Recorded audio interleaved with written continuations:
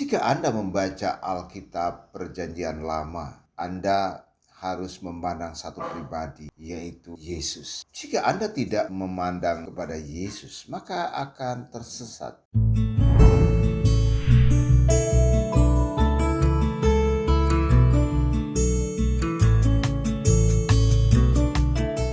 Masih dalam pengenalan akan Sang Agung Yesus Kristus Tuhan dan Juru Selamat. Dialah Mesias yang dijanjikan itu. Dia sudah ada sebelum dunia dijadikan. Dia bersama-sama dengan Bapanya. Dia adalah anaknya. Dan hal ini terus saya sampaikan kepada Anda agar Anda memahami. Dia ada sebelum bumi dijadikan. Dia ada sebelum gunung-gunung ditancapkan. Dia ada sebelum adanya air. Dia ada sebelum adanya alam semesta. Dialah Sang Mesias. Ketika bangsa Israel keluar dari tanah Mesir, Dia bersama-sama dengan umatnya. Dia adalah roti hidup. Dia adalah air kehidupan untuk bangsa Israel. Agar umat Israel ketika keluar dari tanah Mesir tidak kehausan, tidak kelaparan. Dia adalah hikmat dan kebijaksanaan. Jika Anda membaca Alkitab Perjanjian Lama, Kitab Taurat Musa, Anda harus memandang satu pribadi, yaitu Yesus.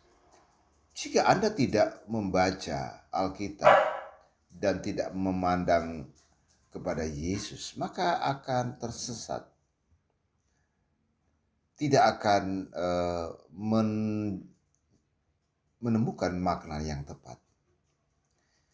Setiap kali Anda membaca mulai dari kitab Kejadian sampai kepada kitab Maleaki, Anda harus memandang Yesus. Bagaimana Anda mengartikan semua makna yang ada di dalam kitab Kejadian sampai kitab Maleaki itu? Jika Anda tidak melihat Sang Mesias, maka Anda akan tersesat. Di dalam kitab Perjanjian Lama, sebenarnya Allah hanya memberitakan satu berita sukacita, yaitu datangnya keturunan perempuan itu. Dalam Kejadian 3 ayat 15, jelas sekali Allah akan menyelamatkan umat manusia dari dosa. Ketika manusia diciptakan, Adam dan Hawa, Allah menempatkan mereka di Taman Eden. Kuasa kegelapan merasuki manusia, mempengaruhi manusia sehingga mereka jatuh ke dalam dosa. Dan saat itulah Allah berfirman. Inilah berita sukacita yang pertama disampaikan Allah kepada umat manusia. Dia berfirman, suatu saat keturunan daripada perempuan ini akan meremukkan kuasa kegelapan itu. Tetapi keturunan daripada iblis itu akan meremukkan tumitnya. Ini adalah sesuatu yang sangat penting untuk dipahami dan dimengerti. Sebenarnya Tuhan menunjuk kepada satu sosok nantinya akan meremukkan kuasa daripada iblis itu. Sang Mesias telah diberitakan dari awal penciptaan manusia. Ketika pada zaman Nuh, Mesias hadir di situ, memberikan hikmat dan kebijaksanaan kepada Nuh untuk membuat batra di atas gunung.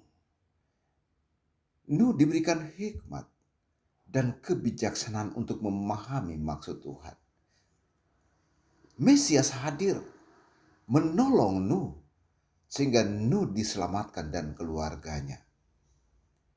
Ketika Abraham keluar dari tempat kediamannya, dan ia melahirkan keturunan anak tunggalnya yaitu Ishak.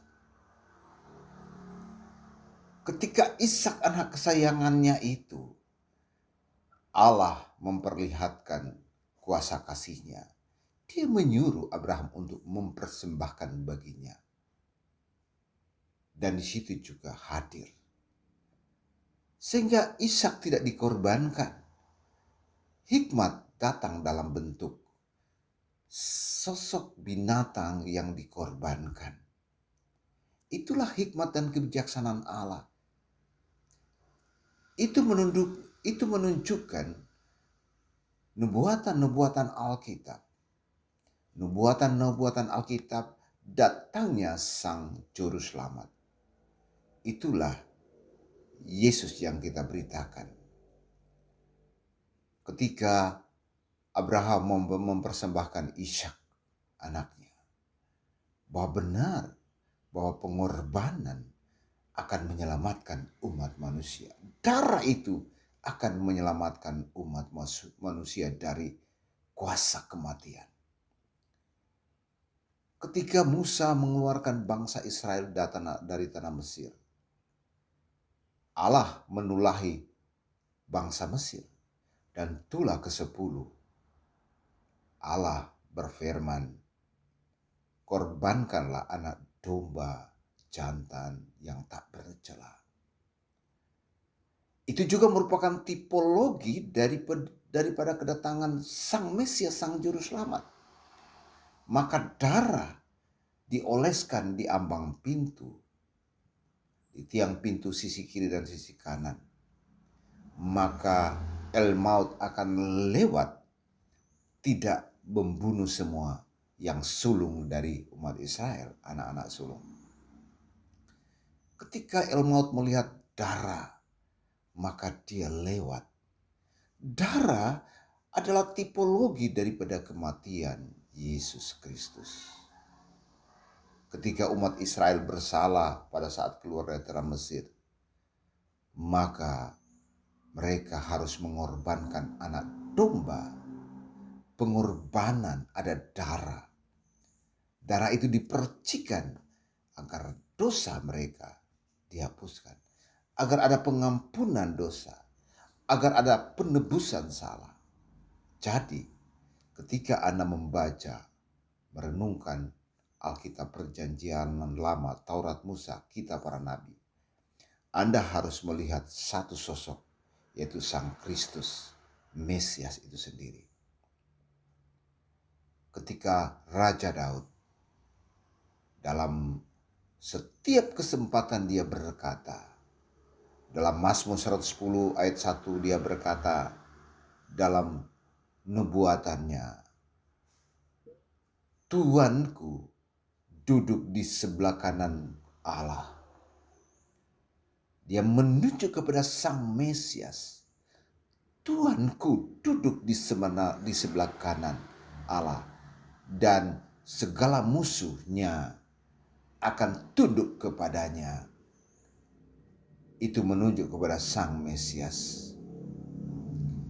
Ketika Salomo anaknya yang dipenuhi dengan hikmat dan kebijaksanaan, sewaktu dia dalam mimpi, Tuhan memberikan perintah kepadanya, apa yang kau mau, mintalah. Lalu Salomo mengatakan, aku tidak meminta kekayaan, tetapi aku meminta hikmat dan kebijaksanaan. Itu juga menyerupakan tipologi kepada Kristus, Sang Mesias. Dalam Amsal 8, Salomo memaparkan tentang wejangan hikmat. Dan itulah Sang Mesias. Sudah ada sebelum dijadikan. Bahkan hikmat dan kebijaksanaan, dia adalah personifikasi sebagai anak tunggal Bapa. Dia adalah anak tunggal Bapa. Dia adalah satu sosok pribadi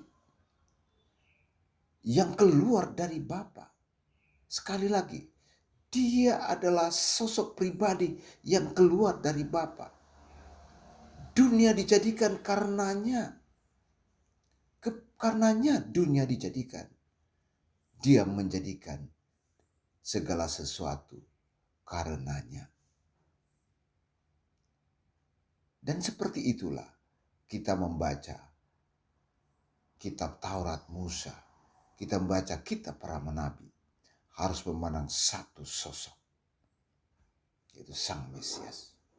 Nabi Yesaya dalam nubuatan-nubuatannya yang sungguh luar biasa memperlihatkan kepada kita bahwa Sang Agung Mesias anak Allah itu akan datang ke dalam dunia. Dia akan lahir lalu dia akan menderita. Dia akan mati bahkan dia akan bangkit. Dan namanya disebut Allah perkasa, Bapa kekal, Raja damai. Itulah Sang Mesias. Ketika Daniel dalam pembuangan, dia melihat sosok Sang Anak Manusia yang turun dalam awan-awan, datang kepada Sang lanjut usia, Bapa. Dan Bapa memberikan kepadanya kuasa yang tak terhingga sebagai raja dalam suatu kerajaan kekal. Dialah adalah Sang Mesias. Jadi ketika kita membaca Alkitab Perjanjian Lama mulai dari kitab Kejadian sampai dengan kitab Meleaki, maka Anda harus tertuju kepada satu nama, Sang Mesias, yaitu Yesus. Dan 2000 tahun yang lalu dia hadir. Dia dilahirkan dari seorang perawan Maria,